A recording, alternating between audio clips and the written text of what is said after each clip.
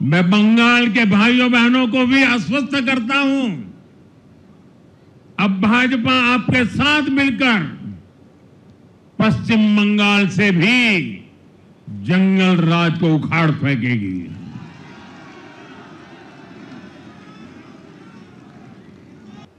বিহারের ফলাফলে নিঃসন্দেহে উজ্জীবিত হয়েছে বঙ্গ বিজেপি। শুভেন্দু অধিকারী তিনি কিন্তু জাতপাতের দূরত্ব মিটিয়ে দিয়ে সকলকে একসঙ্গে ভোট দেওয়ার ডাক দিয়েছেন বাংলায়।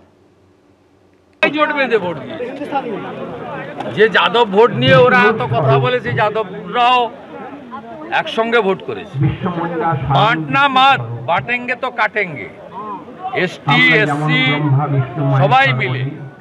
এখানে মমতা ব্যানার্জি যে চক্করটা করে ভাষার নামে, জাতের নামে বিভাজন, এটা বিহারে কাজ করেনি, বাংলাতেও কাজ করবে না।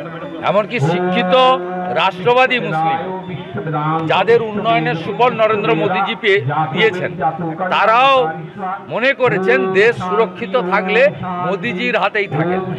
এবং সবচেয়ে দুটো বিষয় খুব মিনিংফুল, একটা হচ্ছে এসআইআর এর পরে প্রথম নির্বাচন, আর অপারেশন সিঁদুরের পরে প্রথম বড় নির্বাচন, রাষ্ট্রবাদের উত্থান।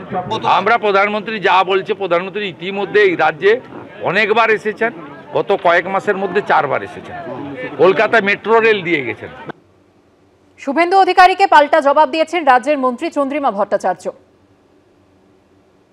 ওটা ছেড়ে দিন না, উনি কি বলছেন তার উপরে ভোট চালেন, কি করবেন তার উপরে, ভারতবর্ষ কেন বাংলাও তার উপরে চলবে না। সুতরাং উনি ওরকম গলা ফাটিয়ে ফাটিয়ে অনেক কথা অনেক সময় বলেন। নিজের গড়টা রক্ষা করুন, তাহলেই হবে।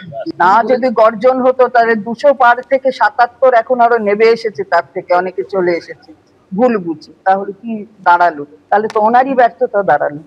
ভারতবর্ষকে গণতন্ত্রবিহীন করে দিয়েছে, যার জন্য ভারতবর্ষে শয়ে শয়ে মানুষ মরছে।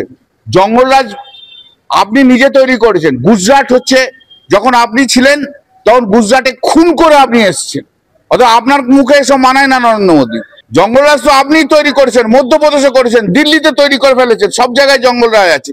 পশ্চিম বাংলার মানুষ অনেক ভালো আছে। 2020-তেও বলেছিলেন, 2026-এ আপনাকে যোগ্য জবাব দেবো নরেন্দ্র মোদী। এমন জবাব পাবেন না, আপনি আর সিট দ্বারা সোজা করে উঠতে পারবেন না। রাজ্যপালকে আগে বলুন যে রাজ্যপালের ভবনে যেন বিজেপির সমস্ত ক্রিমিনালদের যেন রাজভবনে না রাখে। ওই রাজভবনে বসে ক্রিমিনালদের রাখছেন, আর সবাইকে একটা করে বন্দুক দিচ্ছেন আর বোমা দিচ্ছেন, মেরে এসো তৃণমূলের লোকেদের। আপনি আগে সব এগুলো বন্ধ করুন। আপনার মতো অপদার্থ রাজ্যপাল যতদিন থাকবে, বিজেপির চাকর বাকর রাজ্যপাল যতদিন থাকবে, ততদিন ভালো জিনিস পশ্চিমবাংলায় কখনো দেখতে পাবেন না।